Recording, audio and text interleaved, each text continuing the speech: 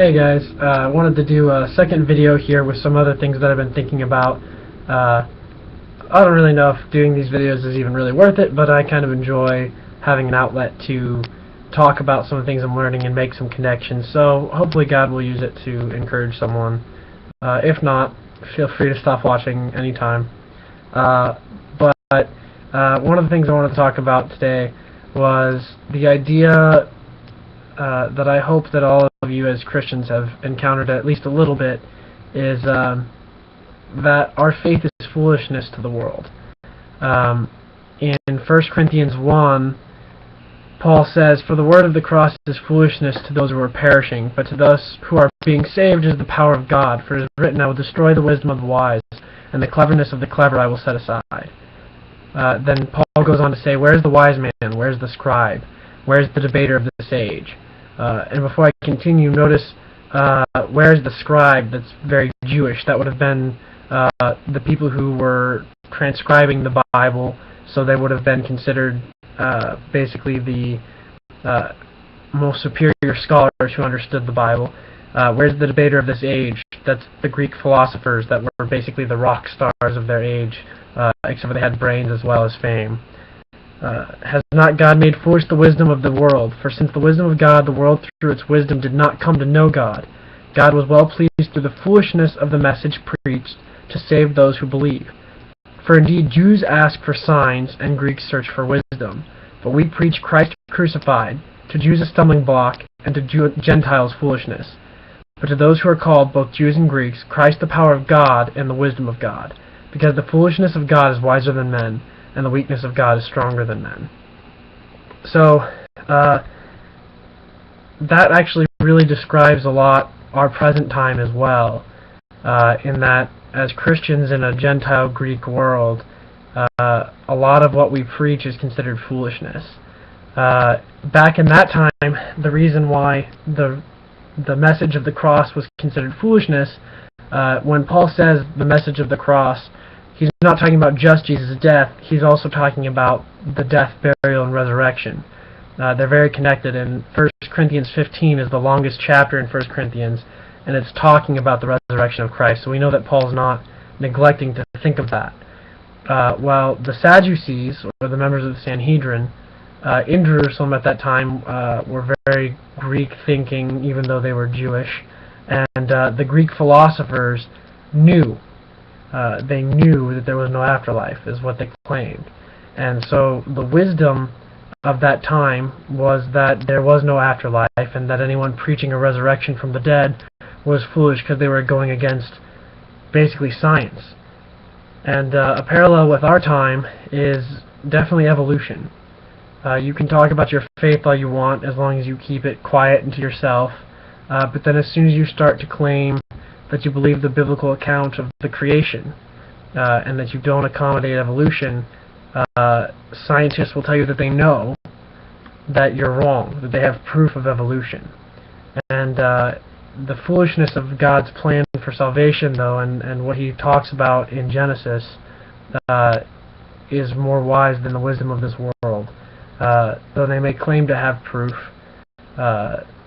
God's wisdom is that he has hidden from them the way in which he's actually done things, and when you really look carefully into it, you see that we do have evidence on our side. But the point being is that our belief is foolishness to the world, and it's also a stumbling block to the Jews because they demand signs.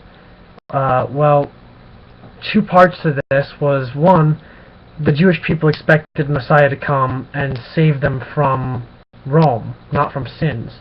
And so when Jesus came, and if you were telling a Jewish person who hadn't been in the Holy Land at the time the events, and you say, hey, the Messiah came, they'd get excited and they say, oh good, they save us from Rome. And they'd picture Jesus coming in and just wiping Rome out. And he will come as the conquering king in the future, but this time around he came as the suffering servant, or in a priestly role. And so when they heard that he hadn't in fact taken out Rome, but that the Romans had not only killed him, but then displayed his body on a cross, that's a huge stumbling block to them, because he didn't fulfill the sign that they were expecting of taking over Rome. And in the Jewish mindset, As you can see in Galatians 3:13, Paul says that Christ has redeemed us from the curse of the law, having become a curse for us. For it is written, "Curses everyone who hangs on a tree." And Paul's not making that up. He's referring to Deuteronomy 21, where Moses talks about the fact that if anybody is hung on a tree, it's considered cursed by God. And that's not to say that they were killed by being hung on a tree necessarily every time, but the idea that for their dead bodies to be publicly displayed was considered a curse from God. And so the Jewish people thought, well, not only did Jesus come and not conquer the Romans, but his body after death was publicly displayed, which is humiliating for the Jewish people. It's unthinkably humiliating. It's cruel and unusual punishment.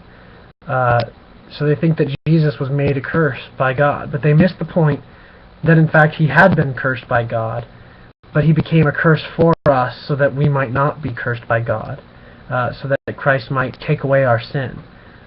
So the message of the cross is foolish to both Jews and Gentiles, to Jewish people, in that supposedly you're claiming that God became a curse and he didn't kick out the Romans. To the Greeks, Gentiles, it's foolishness because there was supposedly no resurrection, so to claim that some guy came back from the dead was considered foolish. And so the idea is that as Christians even today, you're not going to be able to use force of reason to force somebody into accepting Christ, because quite frankly our faith is foolishness to those who don't believe. So we need something more, and what we need is the power of the Holy Spirit, which is so cool. When you look in Acts 2, when the Holy Spirit comes, it's in fulfillment of what Jesus says in Acts 1. The apostles, who more than just about anybody else would have been the ones most qualified to spread the gospel, are told to wait in Jerusalem until the Holy Spirit comes and clothes them in power, and that from there the gospel would spread from Jerusalem to Judea to the ends of the earth after Samaria. And so you have this idea that even these qualified people who spent time with Jesus need the Holy Spirit for ministry, because it's not about our intellect or our abilities. We all need the Holy Spirit for ministry. And then you look in Acts 2, and it says that on the day of Pentecost they were together, and suddenly there came from heaven a noise like a violent rushing wind, and it filled the whole house where they were sitting. And there appeared to them tongues of fire distributing themselves, and they rested on each of them, and they were filled with the Holy Spirit and began to speak other tongues as the Spirit was giving them utterance. And this is significant for several reasons. To the Jewish people, this violent wind and the fire, it's not as if God was just sitting there and when he poured out the Holy Spirit he said, let's see, I need something impressive, so I like fire and I like wind, let's do that. No, in the Old Testament, God's presence is associated with both of these over and over again. When the Israelites are wandering in the desert, God guides them by night by a pillar of fire and by day as a pillar of dust, which, if you think about it, the pillar of dust is essentially like a tornado, okay? Then you have the burning bush. God appears there. In the temple, or the tabernacle, God's presence was called the Shekinah glory. It's like a pillar of fire. In Job, when God speaks to Job eventually, he speaks to him out of a whirlwind or out of a tornado.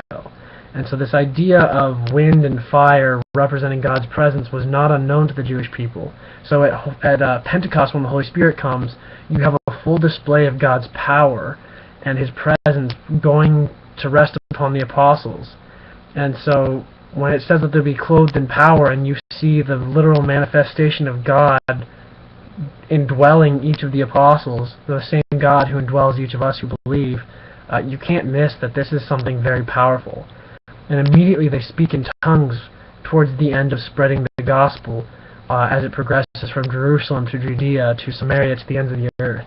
So the purpose of the Holy Spirit in our lives is, yes, daily living, yes, empowering us to live lives as a new creation, but primarily if we're not daily spending time praying before God and submitting ourselves to the Holy Spirit for ministry, we're missing the point. The Holy Spirit doesn't indwell us as merely as merely just a companion, although he is that. But he empowers us to spread the gospel. And so I would encourage you, as you consider what God has called you to do, to spend time in prayer. The apostles were praying for 7 days after Jesus ascended before the Holy Spirit came, and they were asking for the Holy Spirit to come and fill them. And he did, and empowered their ministry, and when we submit ourselves to the Holy Spirit on a daily basis, he empowers our ministry as well.